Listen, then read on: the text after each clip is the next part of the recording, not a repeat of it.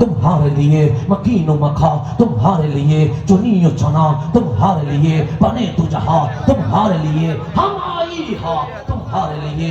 আমি যেটা বলতে চাচ্ছিলাম, ফারুক আজমের তারুণ্য, খানায়ে কাবার সামনে রাসূল চলে গেছেন।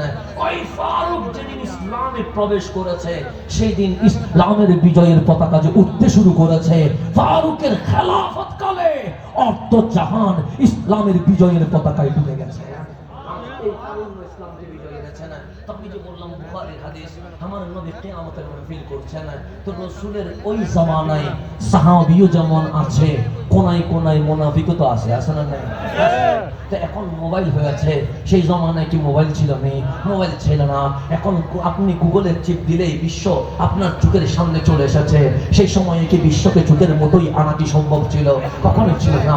কিন্তু আমার নবী 200 বছর পর কি হবে বলতে লাগলেন, 1000 বছর পর কি হবে বলতে লাগলেন, 1500 বছর পর কি হবে বলতে লাগলেন, দাজ্জাল কখন আসবে বলতে লাগলেন, ইমাম মাহদী কখন আসবে বলতে লাগলেন, ইয়াজুজ মাজুজ কখন আসবে বলতে লাগলেন, দাব্বাতুল আরদ বের হয়ে আসবে বলতে লাগলেন। কিয়ামতের সমস্ত আলামত যখন বলতে লাগলেন, ভিতরে ভিতরে মুনাফিকদের সন্দেহ শুরু হয়ে গেল। এই নবী এগুলো কি বলে? রোড হবে, কাঠ হবে, যানবাহন উন্নতি হবে, মানুষ ঘন্টার ভিতরে বিশ্ব সফর করবে, উর্দু জাহান উর্দুগমন হবে, এগুলো যখন রাসূল বলছে, মুনাফিকের ভিতরে ভিতরে সন্দেহ, কিন্তু মুখে কিছু বলে না।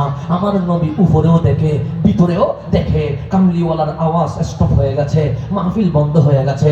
হঠাৎ করে বলেন, সালুনি, প্রশ্ন করো আমাকে, সালুনি, প্রশ্ন করো আমাকে, সালুনি, প্রশ্ন করো আমাকে। সাহাবায়ে কেরাম বুঝে গেছে, কারণ একটা প্রশ্ন করো, এটা বলার পিছনে দুইটা কারণ থাকে।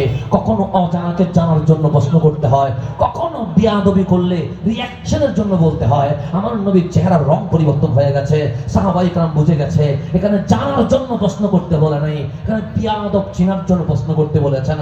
সিদ্দিক আকবরের মাথা নত হয়ে গেছে, ফারুক আজমের মাথা নত হয়ে গেছে, উসমান যুন্নুরাইনের মাথা নত হয়ে গেছে, মাওলা আলীর মাথা নত হয়ে গেছে। সাহাবায়ে কেরাম চোখের পানি ছেড়ে দিয়েছে।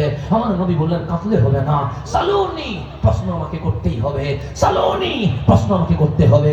ইমাম বুখারী riwayat করছেন, কওমার রাজুলু, একজন মানুষ দাঁড়িয়ে গেছে, দাড়ি তো আছে, পাগড়ি তো আছে, মেসওয়াক তো আছে, বগলে কোরআন তো আছে, হাতের মধ্যে জিহাদের তরবারি তো আছে।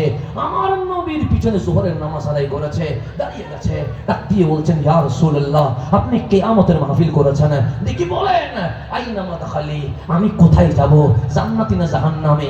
বলেন না। এখন আমাকে যদি জিজ্ঞেস করেন, হুজুর বলেন আমি জান্নাতি না জাহান্নামে, আমি বলবো